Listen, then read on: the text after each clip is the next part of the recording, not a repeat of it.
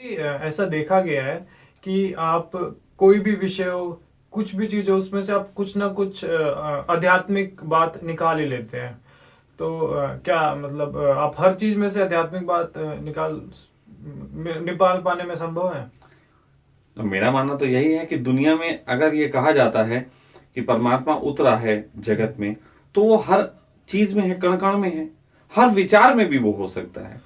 पर ढूंढने का ढंग है कि आप उसे कैसे ढूंढ पाते हैं। तो इसका मतलब ये हुआ कि हम तर्कों के माध्यम से भी परमात्मा की खोज की जा सकती है? बिल्कुल की जा सकती है। ज्ञान योग है कि नहीं है। तो फिर क्या आप ऐसा तर्क आपके पास है? क्या आप ऐसा तर्क दे सकते हैं कि एक आशाराम बापू, आपने सुना होगा कि वो आजकल जेल में है और उनके ऊपर कितने संगीन आरोप हैं। क्या उस इतनी ऐसी बात को क्या आप जस्टिफाई कर सकते हैं? क्या आपके अंदर सामर्थ्य है कि आप इतने घिनौने अपराध वाले पुरुष को भी आप जस्टिफाई कर सकते हैं? क्या आपके पास इतने तर्क हैं? मैं जानना चाहता हूँ आपसे स्वामी जी। हाँ, मैं कर सकता हूँ। कैसे करोगे आप स्वामी जी? आप बताओ कैसे करना है। उसे रिहा करवा दूं? आप क्या आप उसको रिहा करवा, सही में करवा सकते हैं? हाँ, अगर आप एडवोकेट आके मुझसे राय ले तो मैं बात कर सकता हूँ, मैं उसको रिहा करवा सकता हूँ। तर्क के खेल हैं। देखो, मैं 2 दूनी 4 के गणित को तो बदलने में नहीं लग सकता। ठीक है। क्योंकि वो एक गणित वाले लॉ हैं। कर सकता हूं, उसे भी कलात्मक ढंग से काव्य देना पड़ेगा, तो मैं उसको बदल दूंगा। 2 दूनी 4 को भी बदला जा सकता है। ठीक है। लेकिन जहां पे तर्कों के खेल चलते हैं, जहां पे कोर्ट जैसी चीजें हैं, तो इंडियन कोर्ट के हिसाब से, जहां तक मैं नॉलेज रखता हूं, इंडियन कोर्ट की नॉलेज रखता हूं, उसके हिसाब से तो मैं कह सकता हूं कि आशाराम का केस भी जिताया जा सकता है। तो स्वामी जी, हम ये आपसे विस्तार में जानना चाहेंगे कि आप कैसे, मतलब आपके पास ऐसे कौन से तर्क हैं? आप इतने कॉन्फिडेंट होके बोल रहे हैं कि आपके पास मतलब ऐसा क्या तर्क आप दे सकते हैं कि आप यहाँ तक कि आप कह रहे हैं कि उसको आप मतलब बाइज्जत बली करा सकते हैं? मेरे पास ऐसे कोई, मैं पहले सच कहूं तो मैं पूरे उसके केस की स्टडी नहीं करे हुए हूं। मैं ये चाहूंगा कि आप मुझे केस बताओ और उस केस में से मैं बहुत सी चीजें ढूंढ सकता हूँ। ठीक है। लेकिन आप अभी बताओ कि कुछ माँ कहना चाह रही है इनकी हाँ, मैं ये कहना चाहती हूँ, अगर वो गलत है तो फिर आप उनको रिहा क्यों करना चाहते हो? गलत तो वो तो बात की बात है कि गलत है सही है। अब हम पहले हमारे, अगर आप हमें वकील बना रहे हो थोड़ी देर के लिए, तो पहले अभी हमारे क्लाइंट तो सही है, पहले मैं वो सिद्ध कर लेने दो। पहले तो मुझे पता लगने दो ना केस क्या है, मैं उस केस की आत्मा देखूंगा क्या है। स्वामी जी, केस ये है। वैसे तो आशाराम के ऊपर बहुत से संगीन आरोप हैं, लेकिन जहां तक एक आरोप उनके ऊपर काफी मतलब पुष्टि मतलब सिद्ध हो चुका है, वो यह है कि एक नाबालिग लड़की थी जो कि शाहजहांपुर में रहने वाली थी। अच्छा, मैं भी वहीं का रहने वाला हूँ। तो आप काफी बेहतर बता पाएंगे। नहीं, मैं शाहजहांपुर को बेहतर बता सकता हूँ, उस लड़की को तो मैं जानता भी नहीं। तो ऐसा मतलब उसने आरोप, ऐसा केस है कि वो जो लड़की थी वो 7वीं कक्षा में ही उसके जो घर वाले थे, उसके माता पिता थे, उन्होंने उसको आशाराम के उसमें स्कूल में, जो कि कुछ वो बोलते हैं कि गुरुकुल बोलते हैं उनको, कि उसमें डलवा दिया ताकि वो अपनी आध्यात्मिक यात्रा सही ढंग से कर पाए। तो सब कुछ सही था। तो जैसे वो 12वीं क्लास में आई, उसने एक दिन पाया कि आशाराम बापू उनके सामने बिल्कुल नग्न खड़े हैं। तो और वो फिर आशाराम बापू उनको कहते हैं कि वो एकदम से घबरा जाती है। फिर वो बोलती है कि देखो, घबराने की कोई बात नहीं है, मैं तुम्हारे सामने साक्षात्कार भगवान खड़ा हूं, तुम सब कुछ मेरे ऊपर छोड़ दो, सब कुछ बढ़िया होगा। और वो उनके साथ ऐसी हरकतें करते हैं कि मतलब जिनको बताना भी मैं इस वीडियो में अच्छा नहीं समझूंगा। और वो बोलते हैं कि ये सब कुछ मैं इसलिए कर रहा हूं कि ताकि तुम्हारी आध्यात्मिक गति हो सके। तो आप इसको कैसे जस्टिफाई करोगे स्वामी जी? मैं थोड़ा देर के लिए वकील बन जाऊं? हाँ, क्यों नहीं? परमिशन है? बिल्कुल। क्योंकि यहाँ पे अब एक खेल चल रहा है, उस खेल में मुझे वकील का रोल मिला है, तो मैं अपने वकील के रोल पे लड़ूंगा। तो पहली बात तो यह है कि मुझे वकील की तरह ही समझा जाए यहाँ पे, क्योंकि बात बहुत गंभीर मुद्दा है ना? ठीक है। तो इसलिए वकील के तरीके से समझा जाए। पहली बात तो यह है कि मैं अपने मुवक्किल से थोड़ी सी बात करना चाहूंगा, हमारा जो आशाराम है, मैं उससे थोड़ी सी बातचीत करना चाहूंगा। तो सपोज दैट मैं उससे बातचीत करके आ गया हूँ, आप जज हैं, मैं आपके सामने हूँ, ठीक है। तो जज साहब, पहली बात तो ये है कि मेरे जो मुवक्किल है उसके ऊपर सबसे गहरा आरोप जो है वो एक लड़की के साथ रेप का, व्यभिचार का, इन सब चीजों का आरोप है, जो कि नाबालिग थी। तो जज साहब, एक कानून है नाबालिग के संबंध में, उस पर मैं थोड़ी सी कुछ बात करना चाहूंगा ताकि मैं उस दिशा में आपको ले जा सकूं जिस दिशा में मैं ले चलना चाहता हूं। वो ये है कि नाबालिग का जनानांग सहलाना भी है ना, नाबालिग के जनानांग को या प्राइवेट पार्ट्स को सहलाना भी या छूना उसकी मर्जी के बगैर, है ना, ये अपराध की श्रेणी में आता है। बिल्कुल। नाबालिग की मर्जी हो तब भी अपराध की श्रेणी में आता है। बिल्कुल। नाबालिग के साथ ऐसा करना अपराध की श्रेणी में आता है, इस फैक्ट। ठीक है। तो क्या ऐसा तो लॉ है? बिल्कुल ऐसा ठीक लॉ है। अब मैं ये पूछना चाहूंगा कि मुस्लिम धर्म में एक चीज होती है, वो होती है खतना, कि एक बच्चा जिसके जननांग के साथ खिलवाड़ किया जाता है और चाकू से उसको काटा जाता है, एक छोटा सा हिस्सा एक जननांग का चाकू से कट किया जाता है। मैं आपसे जानना चाहूंगा कि क्या ये बलात्कार की श्रेणी में आता है? नहीं, ये आप बिल्कुल ही अब मैं जानना चाह रहा हूं। नहीं आता। क्यों नहीं आता है? क्योंकि लॉ तो सब पे बराबर होना चाहिए। क्योंकि ऐसी मुस्लिम धारणा है कि ऐसा करने से उनके कुछ मुस्लिम मतलब उनके कुछ इमोशंस इसके प्रति अटैच्ड है। तो हमारे कॉन्स्टिट्यूशन ने उन्हें एक ये इतनी सी उन्हें एक छूट दी हुई है, लेकिन इससे ज्यादा कोई छूट नहीं है हमारे कॉन्स्टिट्यूशन में। तो मतलब अगर किसी की धारणाएं किसी चीज से रिलेटेड हो जाएं तो उसको छूट मिलनी चाहिए। नहीं। अगर किसी व्यक्ति की धारणाएं इस तरीके से गलत हो जाएं, पहली बात तो ये धारणा खतने की क्यों बनाई गई है, किसने बनाई? ये बनाई मुस्लिम धर्म के संस्थापक मोहम्मद साहब ने। पहली बात तो अब वो है नहीं, तो इस पे चर्चा का सवाल जरा मुश्किल से उठेगा, लेकिन जो धारणा बना दी उसको आने वाले लोग फॉलो करते हैं। ठीक है, यही कंसेप्ट है, इसी के तहत इसे छूट दी जाती। ठीक है।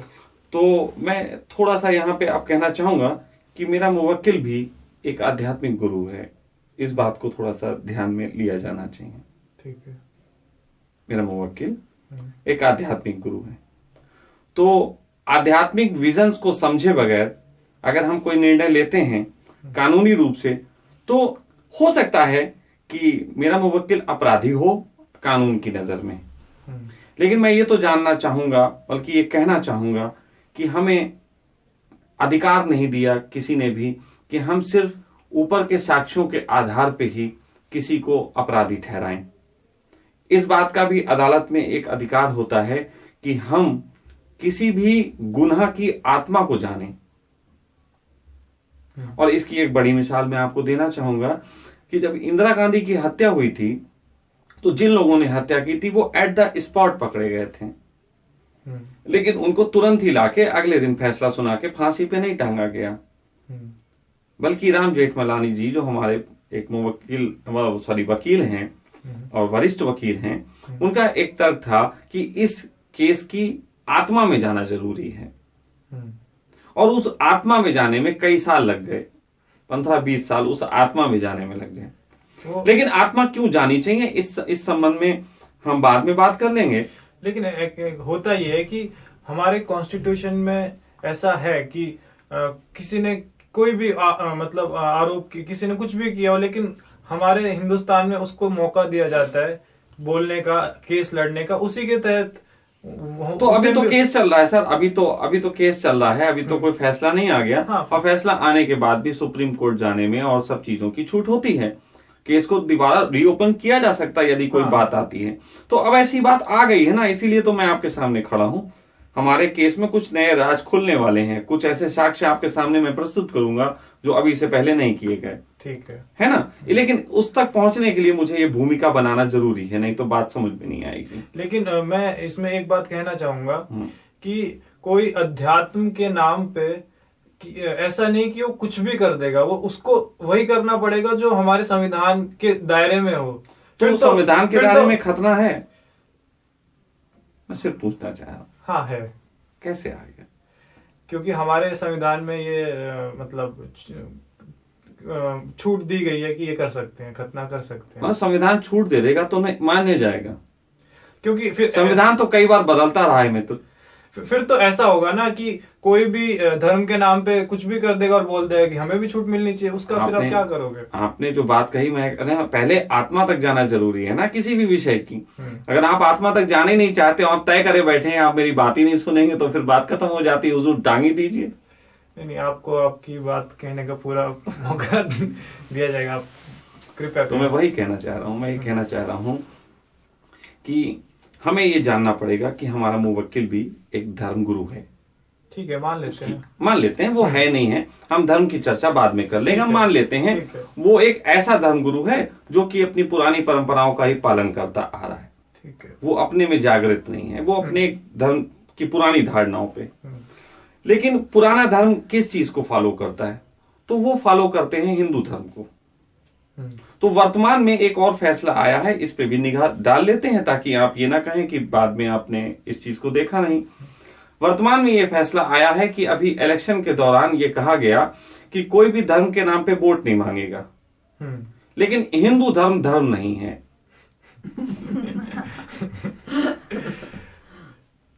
हिंदू धर्म धर्म नहीं है। हिंदू धर्म इतनी बड़ी सोच है कि उसे धर्म के क्षेत्र में बांधना मुश्किल है। तो उसके कई सारे आयाम हैं, उनको हम नकार नहीं सकते। जैसे पब्लिक के बीच में आप अगर कपड़े पहन के नहीं चलते हैं तो आप अश्लीलता के दायरे में जेल में डाले जा सकते हैं, पक्का। लेकिन हिंदू धर्म में एक संगठन है जिसको हम नागा संप्रदाय बोलते हैं। नागा संप्रदाय का कोई भी साधु पब्लिक के बीच नंगा घूम सकता है और कोई भी अदालत उसको अंदर डालने का आदेश नहीं दे सकती। That's a law. ठीक है। दूसरी बात, एक तरफ वो धर्म गुरु हैं, दूसरी तरफ उसकी वो शिष्य है। भले वो शिष्य माने या ना माने, लेकिन वहां एडमिट थी और गुरुकुल में उसके एडमिट थी, तो उसके शिष्य की श्रेणी में आ जाती है। ठीक है। तो शिष्य की श्रेणी में शिष्य के हित के लिए गुरु ऐसे उपाय करता है कि जिससे इसका आत्मिक उन्नति हो। आत्मिक उन्नति के लिए हिंदू धर्म मानता है कि जब कोई व्यक्ति शरीर के तल से ऊपर उठ के आत्मा के तल पे आता है तभी वो धर्म की तरफ अग्रसर हो सकता है। यदि वो शरीरवादी है तो धर्म की ओर अग्रसर नहीं हो सकता। ठीक है। शरीरवादी आदमी किन चीजों से होता है, इस पे हिंदू धर्म ने बहुत सारे काम किए। हमारे मुवक्किल भी जो हैं, जिस दौरान इन्होंने हिंदू धर्म का अनुसरण किया था उस समय बहुत तरीके के बाबाओं के पास ये गुजरे, कई तरीके के लोगों से अलग अलग तरीके की शिक्षाएं ली। इसीलिए कभी ये हरि पे भी बोलते हैं और कभी योग पे भी बोलते हैं। ये हिंदू धर्म के बहुत आयामों को जाने समझे और सीखे हुए हैं। ये आप इनके प्रवचन सुन के अंदाजा लगा सकते हैं, वो आपके प्रवचनों से आपको अंदाजा भी हो जाएगा। लेकिन मैं ये कहना चाह रहा हूं क्योंकि ये जो घटना घटी है ये एक शिष्य और गुरु के बीच घटी है। मैं आपको ऐसे ऐसे हिंदू धर्म के ऐसे पंथों की बात बता सकता हूं जिन पंथों में कोई गुरु अपने शिष्य को दीक्षा ही तब देता है जब वो जनानांग कटवा देते हैं। मतलब पुरुष अपने जनानांग कटवा देंगे तब उनको सन्यास की दीक्षा मिलेगी। जनानांग कटवा देना, ठीक है। और स्त्रियों को जब सन्यास की तरफ ले जाया जाता है तो अघोर पद्धति में भी और ऐसी चीजें कई सारी हैं जिसके तहत स्त्रियों के जनानांगों से खिलवाड़ किया जाता है, क्योंकि जब तक स्त्री या पुरुष का भाव किसी में जिंदा है तब तक वो आत्मा के तल पे नहीं जा सकता, वो शरीरवादी है। आध्यात्मिकता इस चीज को कहती है। हिंदू धर्म में इसके उल्लेख हैं, वो किताबें आप पढ़ सकते हैं, मैं पेश कर सकता हूं लाके। ठीक है। तो ऐसे में एक लड़की जब इतनी बड़ी हो गई कि उसके गुरु को लगा कि अब इसके साथ वक्त आ गया है कि इसे ऐसी शिक्षा में ले चलना जहां ये स्त्री पुरुष की सोच से आगे जाए, तो ऐसे में उसके गुरु ने उसके सामने वो ट्रीट किया जिस ट्रीट को आप बलात्कार की और छेड़खानी की श्रेणी में लाते हैं, लेकिन गुरु और शिष्य के बीच वो एक होने वाली सहज घटना है, जो कि बहुत सदियों पहले ये बहुत आसानी से होती थी, तब ये कानून नहीं था। और ये भी बता देना चाहूंगा कि संविधान इतना पुराना नहीं है जितना पुराना हिंदू धर्म है। हिंदू धर्म के आधार पे अगर पुरानी बात की जाए तो हम 12 साल की लड़की जो कि मेंसेस होने लगते थे तो हम उसको मां बनने योग्य मान लेते थे। हम ये बालिग और नाबालिग के चक्कर में तब पड़े ही नहीं थे। लेकिन स्वामी जी आज के वर्तमान काल में देखो, वर्तमान काल में अगर आप बात कहना चाहते हैं, मैं वर्तमान काल से तो बात, मैं तो आत्मा में जा रहा हूं। आप छोड़े हैं उसको कैद रखे, मैं तो उसकी बात तो बाद में होगी। मैं उसकी आत्मा में जाना चाह रहा हूं। तो यदि हम वाकई में ऐसा करते हैं कि हम इसकी आत्मा को नहीं समझते, और हुआ ये किस्सा, अब मैं आपको किस्सा बता देना चाहूंगा कि किस्सा असल में कैसे हुआ। किस्सा असल में ये हुआ कि आशाराम जिस प्रांगण में रहते हैं उस प्रांगण में समय समय पे वो अपने शिष्यों को बुलाते थे और उनके साथ वार्तालाप करते थे उनके लेवल के हिसाब से। हर एक शिष्य ने तो नंगा नहीं देखा, किसी के साथ तो उन्होंने दूसरे तरीके का ट्रीट किया, किसी के साथ दूसरा ट्रीट किया। एक गुरु मल्टी डायमेंशन ट्रीट कर सकता है। तो ऐसे में जब उन्होंने उसको बुलाया तो उसके सामने उन्होंने बड़ा स्पष्ट कहा कि अब यह वक्त है कि मैं तुम्हें वो बात कह सकूं कि तुम शरीरों के विज्ञान को समझ लो।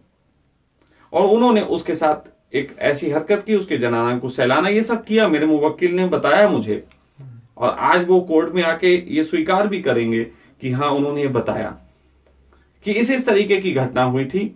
और एक और है, शिष्य गुरु परंपरा में उनके बीच जो संबंध घटित होते हैं, जैसे आपने बहुत से धर्म हैं जो कि आपको नामदान देते हैं।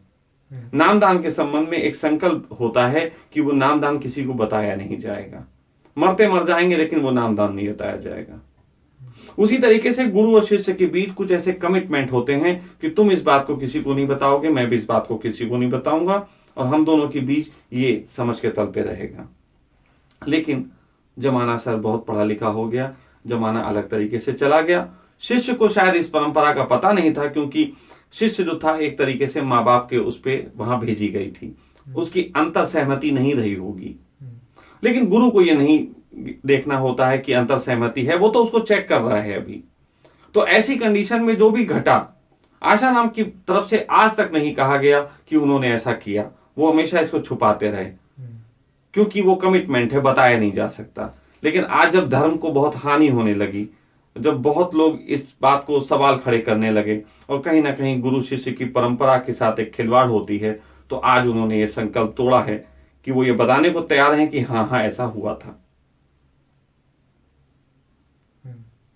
तो अब आप इस चीज पे फैसला करें कि इसके पीछे के कारण जो थे वो बहुत आध्यात्मिक कारण थे।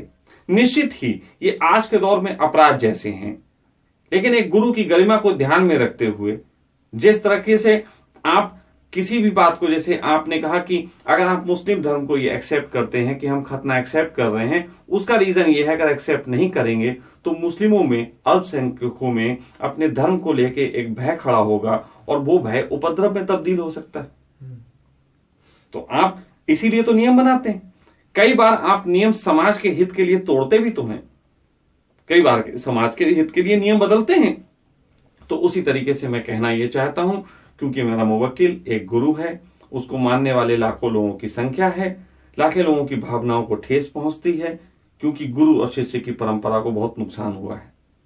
ये भारत में एक बहुत तरीके की उथल पुथल खड़ी कर देगा, हिंदू धर्म को संदेह के दायरे में ला देगा और लाखों लोगों की जो है मानसिक और आत्मिक उन्नति को नुकसान होगा। इसके लिए इस पे एक पुनर्चिंतन की जरूरत है। अपराध की श्रेणी में रखा जा सकता है, लेकिन इसमें संदेह और गरिमा को देखते हुए मैं चाहता हूं मेरे मुवक्किल को कम से कम जमानत मिलनी चाहिए। स्वामी जी, एक मेरा सवाल आया दिमाग में कि आप कहते हो कि मतलब धर्म के हिसाब से जो वो हो रहा है मतलब सही है। मैं सही नहीं कह रहा, मैं कह रहा जो हो रहा है सही, तो खतना भी नहीं होगा। अब क्या सही, ऐसे तो इन मुस्लिम धर्म में लिखा हुआ है कि 3 तलाक दे देने चाहिए, और 3 तलाक पे भी तो बहस चल रही है।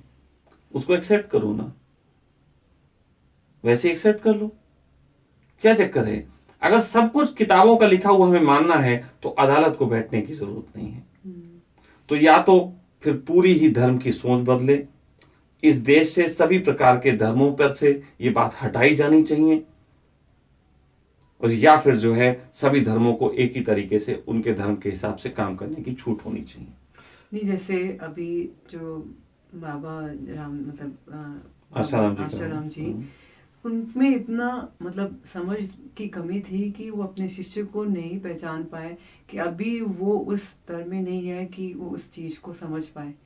अगर आप उनके अंदर ये आरोप उठा रहे हैं तो ये आरोप तो कृष्ण के ऊपर भी उठता है। क्या उन्हें ये समझ नहीं थी कि अर्जुन पूरे तरीके से लड़ाई नहीं लड़ पाएगा, पूरे तरीके से तन मन से? वो इतनी बड़ी गीता अर्जुन को सुना दिए, उसके बाद भी अर्जुन नहीं, तो क्या हम उनपे भी संदेह उठाएं? देखो, गुरु की करुणा एक तरफ होती है, शिष्य कटोरा ना फैलाए तो इसमें गुरु का क्या दोष? तो देखो, उसकी तरफ से प्रिपरेशन ना होना। नहीं, जैसे गुरु ट्रीटमेंट देता है डिसाइपल को अकॉर्डिंग टू उसका क्या है, मतलब अभी एलिजिबल है तो उसके हिसाब से उसको। पहली बात मैं फिर कह चुका हूँ, वो हिंदू धर्म को मानने वाले एक फॉलोअर हैं और उस तरीके के एक गुरु हैं। उन्होंने वो लॉज लिखे नहीं हैं। ऐसे बहुत से लॉज पे संदेह उठ सकते हैं। ऐसे तो बात करेंगे तो मैं शायद अगर फिर तर्क लाऊंगा तो पूरी दुनिया के जितने भी धर्म ग्रंथ हैं उन पे सब पे संदेह खड़े कर दूंगा। इस पे आप क्या करेंगे? कैसे सिद्ध करेंगे कि एक औरत पूजा की थाली लेके जाती, उसकी वो मन्नत हुई कि नहीं हुई? फिर कैसे सिद्ध करेंगे उस पूजा को जब वो अपने करवा चौथ का व्रत रखती पति की लंबी उम्र के लिए, वो करवा चौथ वाले दिन ही एक्सीडेंट हो जाता है? हम कैसे सिद्ध करेंगे? हम किस चीज को सही और गलत कहेंगे? मैं सिर्फ जो बात है एक समूह के आधार पर कुछ बात समझी जानी चाहिए। मैं ये कह रहा हूं कि हमारे क्लाइंट से एक ऐसी घटना घटी है जो आज वर्तमान के समय में एक अपराध का विषय है। आई एक्सेप्टेड, और मेरा क्लाइंट भी एक्सेप्ट कर रहा है। लेकिन ये देखते हुए कि इससे कितना बड़ा मनोबल टूट रहा है और कितनी ज्यादा झंझटें हो रही हैं, कम से कम इसको थोड़ा सॉफ्ट कॉर्नर से देखने की जरूरत है। आपने कई बार ऐसा हुआ है, अदालत ने कई बार ऐसा हुआ है कि बहुत बड़े केस में जिसमें सामने सब चीजें पाई गई थी, लेकिन मानवता के नाते और कई बार ऐसे फैसले हुए हैं इतिहास में। तो एक्चुअली क्या होता है, गुरुओं के नाम से जो हो रहा है तो विश्वास उठने लगा है। मैं तो फिर इस चीज पे अदालत से रिक्वेस्ट करूंगा कि अगर उन्हें ये लगता है तो सभी गुरुओं के आश्रम पे ताला डाल देना चाहिए। आई एक्सेप्टेड, मेरे गुरु के आश्रम पे भी डाल दो, ये इस पे भी डालो, आशाराम के भी डालो, सब पे डाल दो। तो स्वामी जी, क्या आपका ये मानना सही होगा कि धर्म के नाम पे या गुरु होने के नाम पे कोई भी संविधान से भी ऊपर चला गया? मतलब ये तो बात पहली बात ये बताओ, ऊपर और नीचे की बात नहीं है। क्या संविधान से भूलें नहीं होती? ठीक है, हो सकती है। संविधान में बड़ा स्पष्ट लिखा हुआ है कि ये नियमावली है, लेकिन जरूरत पड़ने पे संविधान बदला जा सकता है। देश काल परिस्थिति के हिसाब से संविधान को फ्लेक्सिबल होना पड़ेगा। आई एम राइट और रॉन्ग? ऐसे तो फिर सारे जितने भी आरोपी वो बोल सकते हैं। मैं फिर वही बात कह रहा है, सारे आरोपी बोले, कुछ आर्ग्यू तो दें। सबके पास एक स्वामी जी तो नहीं है। और देखो, आप तर्कों के आधार पे तो है। एक स्त्री ने तर्क दिए, उसके खिलाफ जो गवाह खड़े किए गए उसने तर्क दिए। मैं कहूं ऐसे हम 50 गवाह खड़े कर सकते हैं जो ये बोलेंगे, क्या वो मान्य होगा? नहीं, ऐसा नहीं है। हम गवाहों को गवाह के आधार पे नहीं, हम कह रहे हैं आपने जितने भी साक्ष्य आए हैं, आपने जितनी भी इन्वेस्टिगेशन की है, हम पूरी सही मानते हैं। उस दिन वो वहां थे, उस दिन वो लड़की वहां गई थी, इसी तरीके से मिलना हुआ था, इस घटना को भी हम मानते हैं, हम पूरी मान ही लेते हैं। लेकिन उसके बाद भी हम आपसे कह रहे हैं कि फिर भी इसके कारणों पे गौर करना चाहिए, इसकी आत्मा पे गौर करना चाहिए, और उसकी अपराध की श्रेणी में नहीं। ठीक है, ये आपकी ये बात ठीक है, मानी जा सकती है। लेकिन क्या ये आप बात कैसे कहोगे कि आशाराम ने, ठीक है, उन्होंने अपनी शिष्य के साथ जो भी किया, तो आप ये कैसे कह सकते हो कि उन्होंने ये करुणा की दृष्टि से किया, जो कि आप बोल रहे हो? देखो, मैं आप फिर समझो ना, मैंने ये नहीं कहा करुणा की दृष्टि, मैंने ये कहा कि जैसा उन्होंने पढ़ा है उसी तरीके का ट्रीट किया। अभी वो करुणा उरुणा के तल पे नहीं पहुंचे। करुणा उरुणा की बात अभी हम थोड़ा सा हटा देना चाहते हैं। हम यहाँ करुणा को फिर सिद्ध करना पड़ेगा। फिर तो ऐसे कोई भी बेवकूफ किसी के साथ कुछ भी करने लग जाएगा। फिर अब क्या मैं आपसे फिर कह रहा हूँ, फिर थोड़ा सा समझिए ना। यदि ऐसा आपको लगता है कि ऐसे बेवकूफ कुछ कर सकते हैं, तो समाज के हित के लिए नियम बनते हैं। तो समाज के लिए एक ऐसा नियम बनाइए जो सभी तरीके के धर्मों पे, चाहे वो हिंदू हो, चाहे मुस्लिम, चाहे सिख, चाहे ईसाई, लागू हो, कि किसी को भी हक नहीं है अपने किताब में लिखी गई बात को मानने का, क्योंकि कहीं ना कहीं हर धर्म की पुस्तक के आधार पे बहुत सारे अपराध तो चल ही रहे हैं। आपको आशाराम बापू के केस में यह दिखाई देता है कि धर्म के आधार पे इसको छुड़ाने की बात हो रही है, तो आपको यह नहीं दिखाई देता कि धर्म के नाम पे एक स्त्री को तलाक देने के नाम और 4-4 बीवियां रखने का चीज चल रही। वो भी तो देखने का विषय है। ठीक है, मैं क्लेम नहीं कर रहा, मैं कंपैरिजन कर रहा हूं। मैं ब्लेम जैसी कुछ नहीं कर रहा हूं, वो सही है गलत है। लेकिन आप ऐसा हिंदू, जैसे कि आप बोल रहे हैं कि जैसे ट्रिपल तलाक का केस भी गलत है, लेकिन ये तो मुसलमानों की साफ, ये तो उनकी धारणाओं में एक वन ऑफ द बात है। लेकिन हिंदुओं में ऐसी तो कोई धारणा मुझे नजर नहीं आती कि तुम्हें नजर नहीं आती। तो मैंने कहा ना, मैं आपको ऐसी किताबें, ऐसे लोगों से मिलवा सकता हूं जिनके साथ ऐसा हुआ है। मैं ऐसे तुम्हें व्यक्तियों से मिलवा सकता हूं जिन्होंने अपने लिंग कटवा दिए हैं, तब उनको शिक्षा मिली है आगे की धर्म की। क्या ये किताबों में भी लिखा ऐसा कहीं स्पष्ट? तो निश्चित ही हिंदू धर्म में बहुत सी किताबें भी लिखी गई हैं, लेकिन बहुत सी किताबों के आधार पे बहुत से ऐसे पंथ भी पैदा हुए हैं जिन पंथों में गुरु शिष्य परंपरा के तहत अपनी बातें आगे बढ़ाई जाती हैं।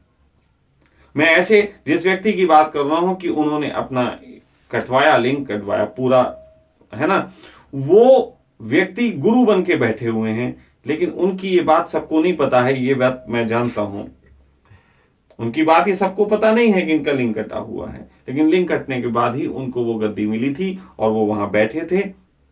तो क्या होता है हिंदू धर्म में, मैंने कहा ना, देखिए 2 तरीके की धारणाएं हैं, एक है पुराण की, एक है इतिहास की।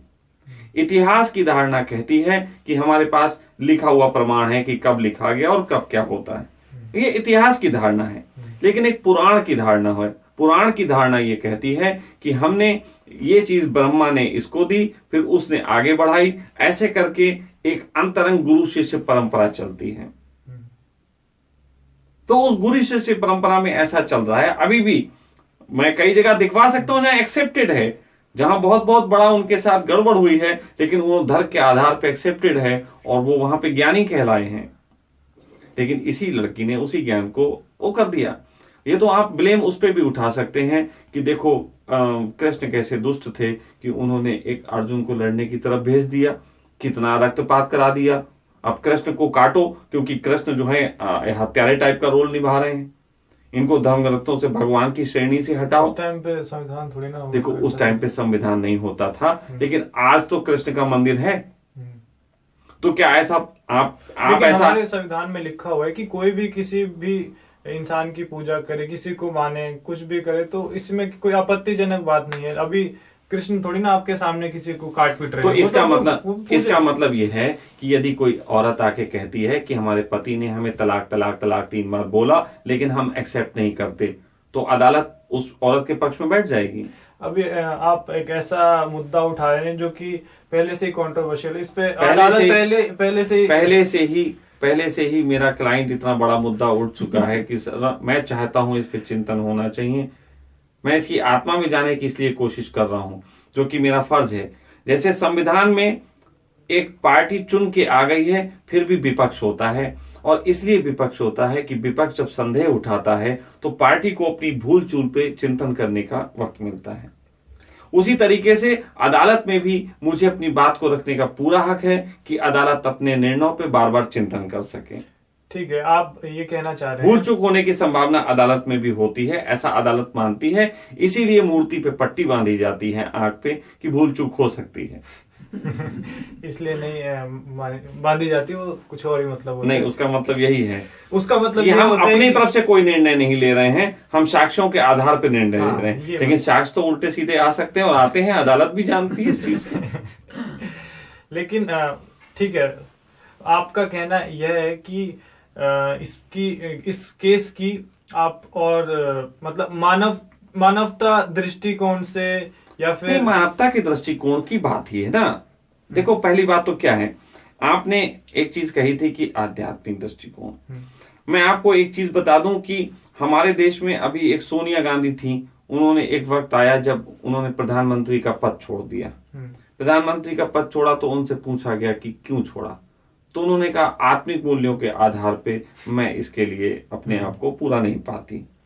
तो आत्मिक मूल्य के हिसाब से एक आदमी प्रधानमंत्री की गद्दी छोड़ सकता है। आत्मिक मूल्यों के आधार पे गांधी जो हैं वो देश का प्रधानमंत्री होने की बजाय महात्मा होना पसंद करते हैं। आत्मिक मूल्यों के हिसाब से ही हमारे देश का पूरा निर्माण है। हमारे संस्कारों की जड़ आत्मा है, हमारे देश की शान, हमारे देश का गौरव आत्मा है। और आत्मा को हमने इन मूल्यों पे रखा है कि हमेशा ही काम, क्रोध, लोभ, मोह, ईर्ष्या, द्वेष, अहंकार, इन चीजों में ना फंस के आत्मिकता की बात करेंगे। हम हिंदू मुस्लिम को मानने वाला देश नहीं है, हम स्त्री और पुरुष को मानने वाला देश भी नहीं है। ठीक है, आपकी ये बात सही है। आप ये कहना चाह रहे हैं कि आत्मिक आधार पे इस केस में हमें और देखना चाहिए, लेकिन उन मतलब लड़कियों का या उन औरतों का क्या जो कि ऐसे बाबाओं का बिल्कुल रोज शिकार हो रहे हैं? क्या देखो पहली बात तो ये है, संविधान के सामने जब मैंने ये बात उठाई है तो अगर मैं ये कहता हूं कि आपको उन सारी स्त्रियों का चिंता है, तो मैं ये भी कह सकता हूं कि बहुत से बाबा भी तो हैं जिन्हें स्त्रियां ऐसे ब्लैकमेल करती। क्या ऐसा नहीं है? बहुत सी ऐसी स्त्रियां भी हैं जो बाबाओं को ब्लैकमेल करती हैं, और बहुत से बाबा ब्लैकमेल हो रहे हैं। बस ये जरूर है कि वो किस्से जरा कम निकल के आते हैं, क्योंकि नुकसान बाबाओं को ही होने वाला है अगर ऐसे किस्से निकल के आएंगे। ठीक है, तो स्त्रियां भी करती हैं दमित, तो इसलिए चिंतन हर दिशा में लगातार खुला रहता है कि कुछ भी हो सकता है। और मैं कह रहा हूं, यदि आपको लगता है कि धार्मिक आधार पे ऐसे अपराध घट सकते हैं, तो धार्मिक आधार के शटर को पूरा ही क्यों ना गिरा दिया जाए।